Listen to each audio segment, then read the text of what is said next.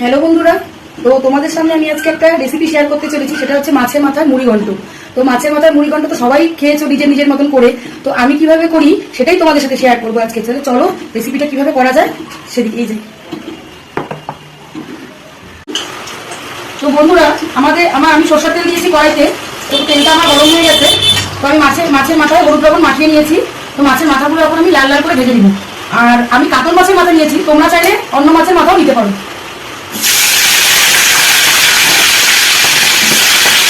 তো বন্ধুরা, মাছের মাথাগুলো লাল লাল করে ভেজে নিয়ে এখন তুলে দিচ্ছি।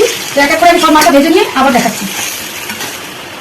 তো বন্ধুরা, মাছের মাথাগুলো ভাজতে ভাজতে আমি মশলা রেডি করে নিয়েছি। মশলার মধ্যে নিয়েছি গোটা জিরে, গোটা ধনে, গোটা শুকনো লঙ্কা, কাঁচা লঙ্কা, পেঁয়াজ, আদা, রসুন আর গোটা গরম মশলা। তাহলে মশলাটা বেটে নিয়েছি। তো বন্ধুরা, যে মশলাগুলো আমি গোটা মশলাগুলো নিয়েছিলাম সেই মশলাগুলো আমি মিক্সার গ্রাইন্ডারে এই যে বেটে নিয়ে আসলাম। তো এখন মাথাগুলো আমার ভাজা হচ্ছে, এখন আমার ভাজা হয়নি। ভাজা হয়ে গেলে পরে প্রসেসটা দেখাবো। তো বন্ধুরা, ফাইনালি আমার সব মাথাগুলো ভাজা হয়ে গেছে। আমি ওই তেলটা অনেকটা গেছে, আমি ওই তেলে জিরে ফোড়ন দিয়ে দিলাম। জিরে ফোড়ন দিয়ে ধুয়ে রাখা আলু পেঁয়াজটা আমি একসাথেই দিয়ে দেবো।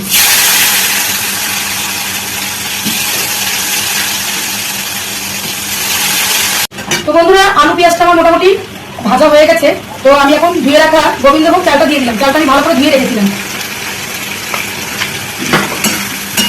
এটা ভালো করে দিয়ে নাড়াচাড়া করতে হবে, একটু ভাজা ভাজা হোক চালটা ভাজা ভাজা হয়ে গেলে আমি মশলাটা দিয়ে দেবো।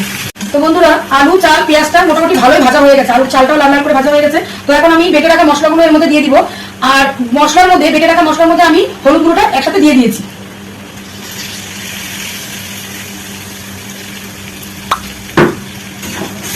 তো বন্ধুরা, মশলাটা আমি দিয়ে দিয়েছি। মশলাটা দিয়ে দিই, মশলাটা অনেকক্ষণ কষাতে হবে।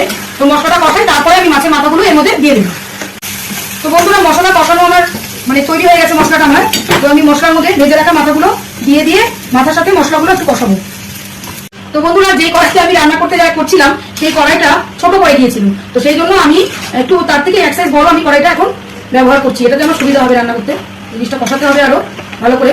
তারপরে ভালো করে কষানোর পরে আমি এটাতে অল্প জল দেবো। তো বন্ধুরা, মাছের মাথা মশলা একসাথে সব কষানো আমার হয়ে গেছে। তো তোমরা তো জানো যে আমি আগে থেকে লবণটা ইউজ করি না, কারণ লবণের মাত্রা না পরে দিলে পরে ভালো বোঝা যায়। তো আমি এখানে জলটা দিয়ে দিলাম।